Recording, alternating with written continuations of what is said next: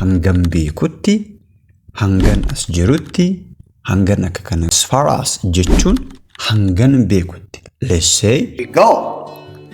Jechoota kanaaf kan kana fakkaatan leesanii keenya guyyaa har'aa keessatti immoo akka gaariitti ni ilaallaa jechuudha.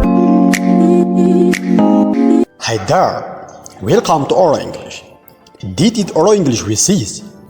Oral English is dedicated to improving your spoken English. ammoo jechoota babbareedoo wal qabsiistota yeroo baay'ee akka kanaa akka sanaa kun akkasidhaa kun immoo akka kanaa kanaaf kan kana fakkaatan isaan kana haala gaariin ni ilaallaa jechuudha. Let's dive into it or till the very end of this lesson. Inni jalqabaa hangam beekutti, hangan as jirutti, hangan akka kana godhetti, hanga yeroo jinka wal qabatee jechuudha. Amman beekutti. So akka kana jechuu yoo barbaad afaan Ingiliffaatiin maal jechuu dandeenya? As far as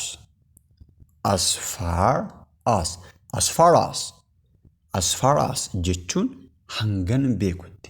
Let's say fakkeenyaaf as far as I know you are a good person. Hangan si beekutti ati nama gaariidha. Fakkeenyaaf namni ta'e wahii gaafa inni waa balleessu ani agan si beekutti ati nama gaarii turte maal taate? Kanaaf kana fakkaatan jechuu yoo barbaad waan kana fayyadamuu dandeenya jechuudha. As far as I know you are a good person. As far as I know her, she is a good person. Hagan ishee beekutti ishee nama gaarii turte jechuu barbaad isuma kana fayyadamnee jechuu ni dandeenya jechuudha. Kanaafuu as far as jechuun hangam beekutti, hammam beekutti isa jennudha jechuudha. Interesting.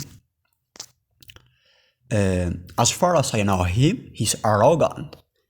Hangan isa beekutti inni nama of tuuludha. Maybe namni tokko dhufee inni hayi nama gaariidha akkasidha akka dhanuun jedhe ani garuu hagam beekutti akkasumatti fakkaata ture jechuu yoo barbaad as far as I know him, he's arrogant. As far as I know her, she's arrogant. Jechuu ni dandeenya jechuudha. Akka kanaa jechuu ni dandeenya jechuudha. Good.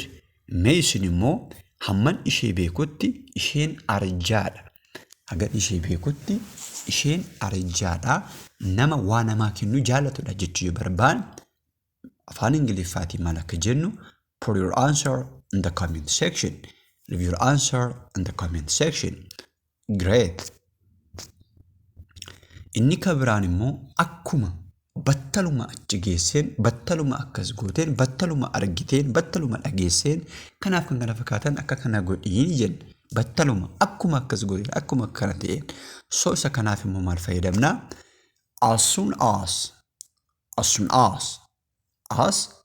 as kana jechuun immoo akkuma battaluma instantly ariitii maan jechuudha. Erga fakkeenyaaf bilbilli akkasii bilbilameen akka tekstii dhageesseen akka tekstii argiteen akka waa sana dhageesseen akka iddoo sana geesseen kanaaf kana fakkaatan.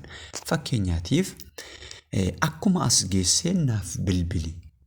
Akkuma as geesseen naaf bilbili jechuu barbaad as soon as you arrive here, give me a car.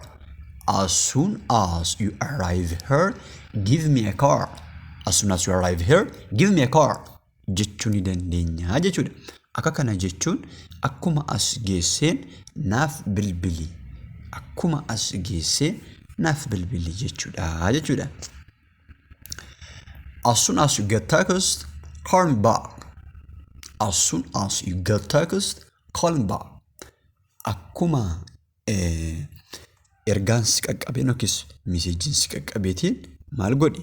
Naaf bilbili jechuu yoo barbaanne immoo akka kana jechuu ni dandeenya jechuudha.